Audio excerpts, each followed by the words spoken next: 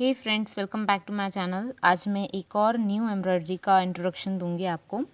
तो उसके लिए मैंने सबसे पहले फ्रेम लगा दिया है और मैं यहाँ पर इस तरीके से लाइंस बना रही हूँ। यहाँ पर मैं स्लीपिंग लाइंस बना रही हूँ। देखिए, कम से कम इतनी दूरी पे रखना तो थोड़ा अच्छा पैटर्न बनेगा। ऐसी मैं 7-8 लाइनें बना देती हूँ जिससे एक स्क्वायर पैटर्न या कुछ ऐसे क्रिएट हो। देखिए इस तरीके से आप चाहे तो इसमें चेक्स देने के लिए वर्टिकल लाइंस, स्टैंडिंग लाइंस भी दे सकते हैं। और सबसे पहले मैं इस तरीके से सुई को एक पॉइंट से निकालूंगी लाइन के और दूसरे पॉइंट पे इस तरीके से डाल दूंगी।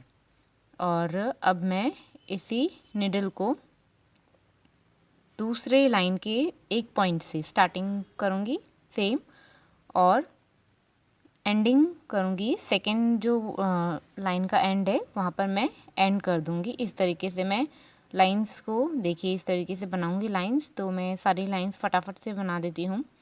सेम तरीके से मैंने जितनी भी लाइंस खींची है 6-7, तो मैं इस तरीके से बना देती हूँ सारी लाइंस।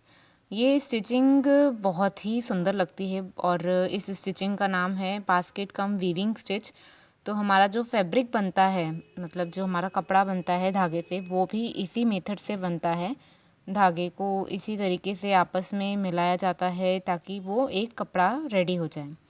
तो मैं फटाफट से बना देती हूँ इनकी लाइंस। और देखिए, मैं ये लाइंस का लास्ट लाइन मैंने बनाई है। यहाँ पर एक बार के लिए मैं नॉट कर देती हूँ। इट्स ऑप्शनल, आप नहीं देना चाहो तो नहीं, पर नॉटिंग से फिर भी क्या थोड़ा सिक्योर रहता है। ठीक है, मैं इसे कट करके और फटाफट से फिर से निकाल देती हूँ नीडल को। देखिए अब मैं इस कॉर्नर से ए निकाल रही हूँ, बीच में से निकालना नहीं, एक कॉर्नर से निकालना, बीच में से नहीं निकालना। तो इस तरीके से एक कॉर्नर से मैं निकालूंगी। अब मैं क्या करूँगी, निडल को जो मेरी फर्स्ट लाइन है उसके ऊपर से, फिर सेकंड जो लाइन है उस थ्रेड की उसके नीचे से, फिर थर्ड लाइन के ऊपर से निडल, फिर फोर्थ के नीचे से, इस तरीके से ऑल्टरनेटली मैं निडल को पास करूँगी। जो मेरी लाइंस हैं थ्रेड की उसमें से ऑल्टरनेटली मैंने पास करी। देखिए पीछे मैंने कपड़ा बिल्कुल नहीं लिया है और ये सिर्फ इसमें से इस तरीके से पास किया है। मतलब एक धागा दिख रहा है, एक के नीचे से मैंने निडल निकाल दी है। तो देखिए इस तरीके से ये मैंने इसको खींचा और अब मैं इसे इसके अंदर डाल देती हूँ दूसरे कॉर्नर पे। अभी अगर आप चाहो तो इसमें ऐसी लाइंस भी ड्रॉ कर सकते हो अपनी सहूलियत के लिए, ताकि फ़ास्ट हो आपसे और थोड़ा फिनिशिंग आए। पर मुझे नहीं लाइंस खींचना है तो मैं इसे डायरेक्ट कर रही हूँ। अब मैं इसी के पास में से देखिए ये निडल मैं निकाल रही हूँ और निडल मैं थोड़ा दूर पे निकालती हूँ ताकि आपको क्लियरिटी से दिखे। एक तो मैंने कंट्रास्ट थ्रेड नहीं लिया है, सेम थ्रेड लिया है। तो पहले मैंने निडल को थ्रेड के ऊपर से निकाला था, तो सेकंड लाइन में मैं इसको नीचे से निकालूंगी, फिर ऊपर से, फिर नीचे से, फिर ऊपर से, फिर नीचे से, फिर ऊपर से। इस तरीके से मैं जो मैंने फर्स्ट लाइन में थ्रेड सुई के ऊपर रखा था, सेकंड लाइन में वही थ्रेड सुई के नीचे रखूँगी मैं। और इस तरीके से मैं स्ट्रेच करूँगी, खींचूँगी। और अब मैं ये जो सेकंड एंडिंग पॉइंट है मेरी लाइन का, उसको मैं सुई को उधर डाल दूँगी।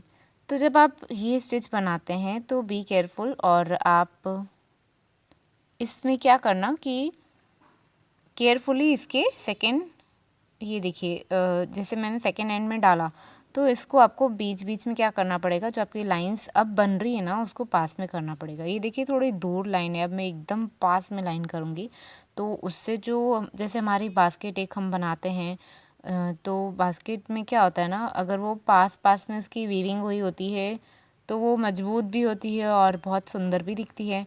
अगर उसी में मतलब लूज़ली अगर वो पैक्ड रहती है तो वो थोड़ी सी क्या सुंदर नहीं दिखती है।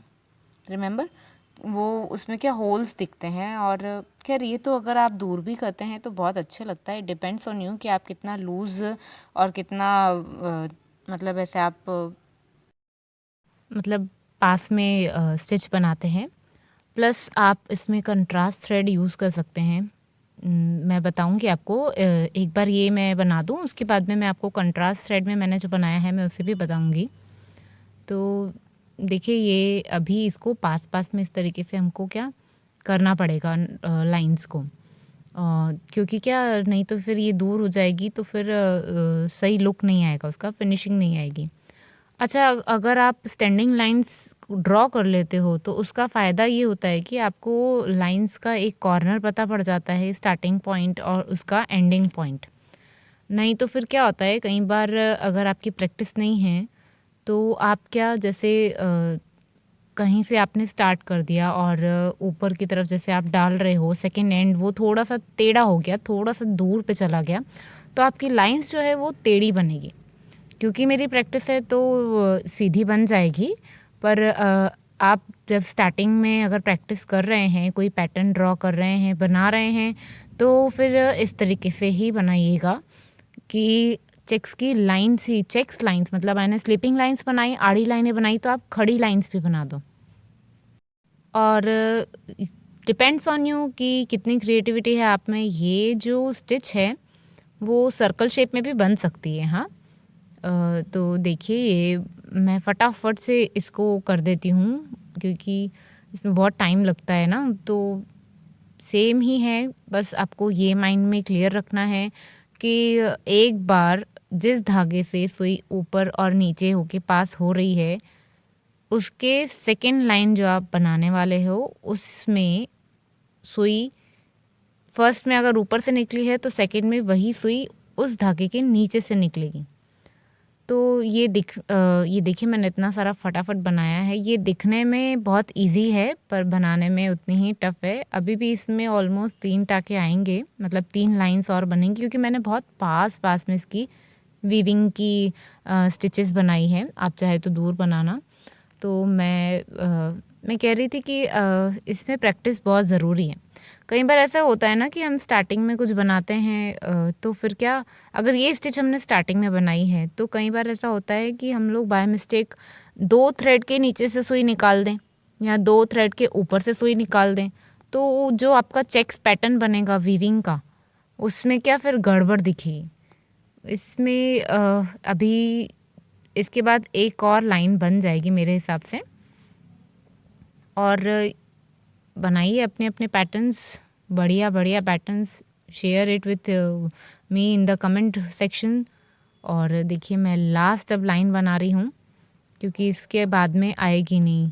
और इसका जो आप स्लीपिंग लाइन या स्टैंडिंग लाइन बनाते हैं स्टार्टिंग में, तो उसका भी एंडिंग पॉइंट थोड़ा सा मतलब थोड़ा क्या इक्वल रखना, नहीं तो एंड में क्या होगा ना कि एक लाइन, एक धागा बड़ा दिख रहा है, एक धागा छोटा है रह गया, तो उसमें आपकी फिनिशिंग नहीं आएगी।